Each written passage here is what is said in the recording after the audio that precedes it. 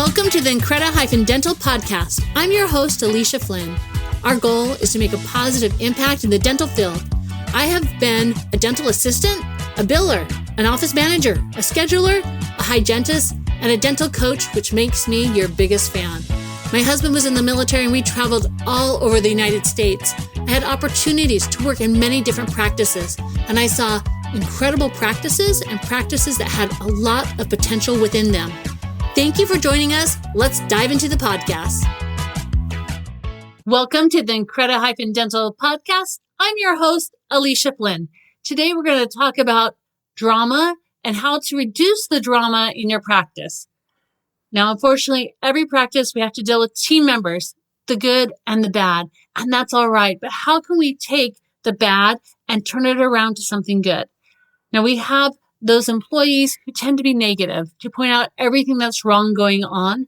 But this employee also has a benefit because they can recognize things before they go wrong where it affects the patient and starts to cause problems for the patients and members of your team. So what do we do with these employees who tend to look at the negative side of things, and how can we change things? The first thing we need to do is be grateful. When they bring an item to the table and say, I'm worried about this, I don't know what to do. First off, thank them. Tell them, I didn't realize that this was affecting your work. I didn't realize how bad this was. And thank them for bringing it to your attention. You're letting them know that you heard them and kind of empowering them, but hopefully not in a way where they're going to keep searching for negative things, but in a way that you're on the same side and you're going to solve this problem together. Now, the next thing we need to do is we need to work on solving it. And because this person brought the item to your notice that it's not going correct in the practice, let them know, I appreciate you bringing this to my attention. And because you're smart enough to see this problem, I also recognize that you're smart enough to have a way of having a solution to this problem. And let's see what 3 solutions we can come up with. Now, you can always choose one of the solutions as to do nothing. That is always a solution to keep having things go the way they are. It's not a great solution, but if they're having a hard time coming up with the solution, give them an opportunity to come up with, well, we can do nothing. Often is what I like to see happen is you have 5 minutes to complain, and now I want you to give me 10 minutes to solve this problem and brainstorm with them. So here's an example.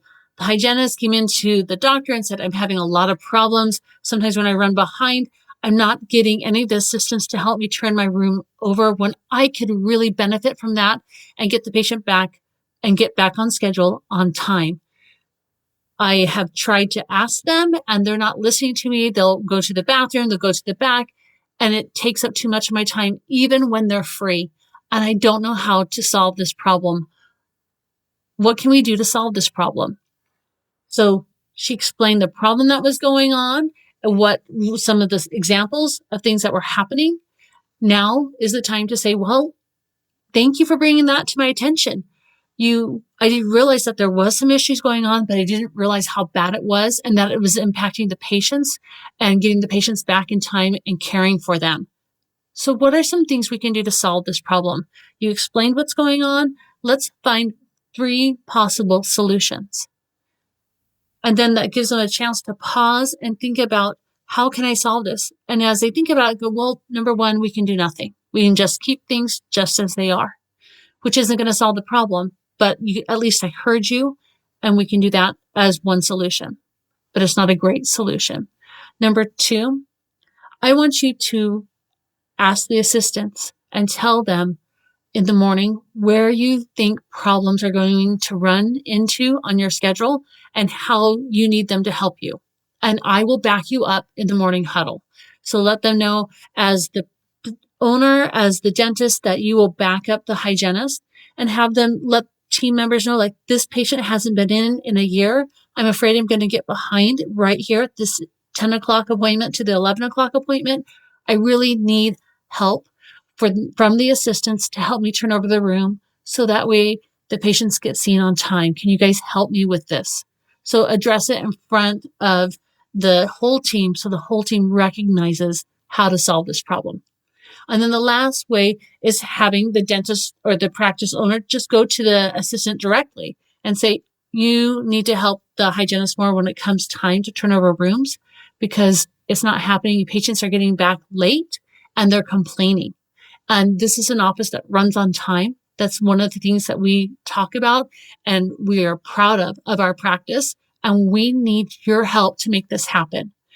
So we gave 3 different ways to solve this problem. One of them wasn't a solution, but look for ways to solve a solution, but have them come from the person who brought the problem to your attention. Because when you have them bring the solution with the problem, they're more likely to stand behind it. And you could also go to the assistants. If you wanted like a better solution for this, go to the assistants and explain the problem and see what they come up with. Let them know, we are having a problem. The hygienist is getting patients back late every now and then, and I don't know how to solve this problem. What can you do to help me solve this issue? And let them brainstorm. Maybe they'll have one assistant designated to watching the schedule and making sure that the rooms are getting turned over quickly. So that way the patients come back in time. Get them to buy into the solution, because when you get your team buying into the solution, you're more likely to see a better result. And that's what you want. You want to reduce the drama by having your team have input on what they can do to solve the problem, and then follow up. Make sure the next day or how often you review in staff meetings, that you follow up and ask, is this solution working?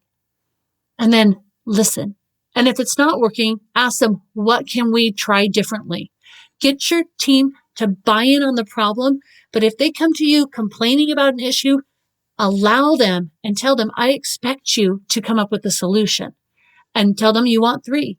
Because sometimes the solution that the practice owner or the dentist has in their head isn't the best solution. And sometimes the team member actually has the best solution within themselves. So give your team an opportunity to solve a problem when they bring it to you, because it will help empower your team and bring your team together if you do it the right way. And that is by everyone having a voice and having an input. And then follow up. Thank you for joining me. I'm Alicia Flynn.